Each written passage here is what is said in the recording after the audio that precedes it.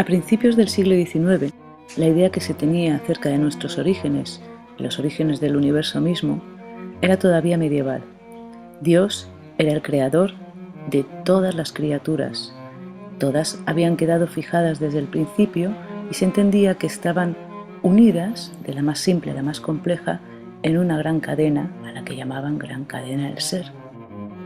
Si esto era así, ¿cómo explicarse entonces las malformaciones físicas y psíquicas con que vivían algunos humanos, o las similitudes y semejanzas que de hecho se encontraban entre distintos ejemplares de especies diferentes? ¿De todo ello era Dios responsable?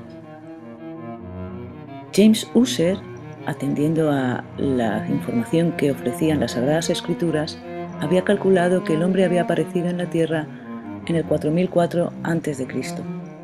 Pero las observaciones de Hutton en los acantilados de Sycamore Point y los trabajos de su discípulo Lyell indicaban otra cosa.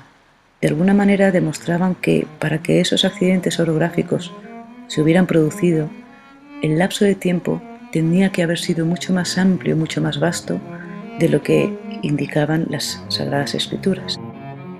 Simultáneamente, los trabajos de cría y selección artificial por parte de los ganaderos y granjeros habían ido dando lugar a ejemplares cada vez más y más perfectos respecto a los intereses de mercado que estos ganaderos tenían. Lamarck, interesado por estos procesos de mejora y transformación de ejemplares, propuso en su filosofía zoológica que todas las especies proceden unas de otras, heredando los descendientes los mejores rasgos adquiridos por los antepasados en la lucha por la supervivencia. Esta es la ley del uso y el desuso, y lo característico de Lamarck es que estos órganos atrofiados o hipertrofiados son transmisibles.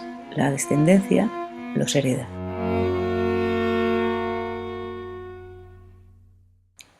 Darwin nació a principios del siglo XIX en el seno de una familia burguesa. Su primer maestro fue su abuelo, Erasmus Darwin. Este le transmitió el amor por el conocimiento y por cuestiones de naturalismo que poco a poco fueron haciendo mella en el joven Darwin, que fue convirtiéndose en uno de los mejores coleccionistas de coleópteros, escarabajos, de la época.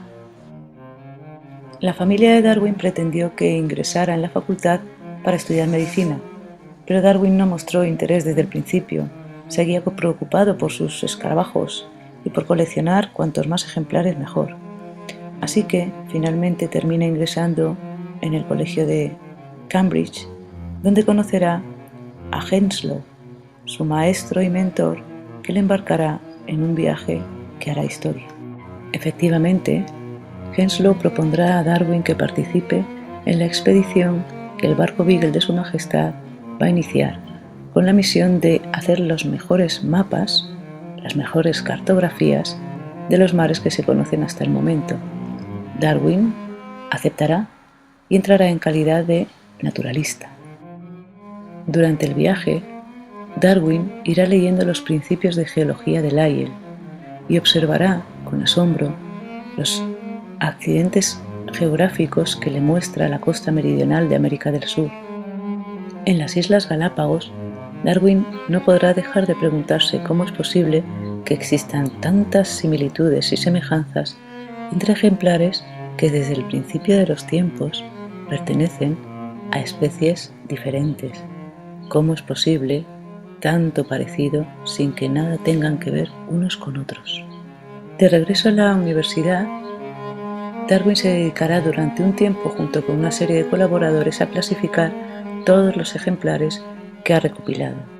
Un día, Darwin recibe una carta que contiene un artículo firmado por Alfred Russel Wallace, un hombre que debido a su trabajo también había dedicado gran parte de su vida a viajar y que como consecuencia de sus viajes había llegado a pensar, contra la doctrina oficial fijista, que unas especies podían proceder de otras y que el mecanismo que había hecho esto posible era la selección que naturalmente se había ido produciendo de unos organismos frente a otros en la lucha por la supervivencia en un medio entorno cambiante como Hutton y Lyell habían propuesto. Darwin envió este artículo con su rúbrica y la de Wallace, y la envió a la Sociedad para el Avance de la Ciencia Británica. En 1860 se organizó un debate en la Universidad de Oxford entre defensores de las nuevas ideas evolucionistas y defensores de la antigua tradición fijista. A Darwin lo representaba Huxley, posteriormente conocido como el Bulldog de Darwin, y la tradición oficial venía representada por el obispo Samuel Wilberforce, quien a lo largo del debate demostró su ignorancia acerca de las tesis defendidas por Huxley y los evolucionistas. Parece ser que en un momento dado del debate, Wilberforce interrumpió a Huxley para preguntarle si el mono había entrado en su familia por parte de padre o parte de madre. A lo que Huxley respondió que no tenía inconveniente en tener antepasados de ese tipo, con tal de que hubieran sido más fieles a la verdad que lo que el obispo estaba demostrando en ese momento. La explicación darwinista fue publicada en la obra de Darwin, El origen de las especies. Esta obra supone el origen de la biología moderna como ciencia porque permite entender cuál es el origen de la vida sin apelar a supuestos religiosos o fantásticos y nos sitúa a nosotros, los seres humanos, en el lugar que nos corresponde en la naturaleza, no como seres privilegiados, sino como una especie más dentro de todo el reino natural.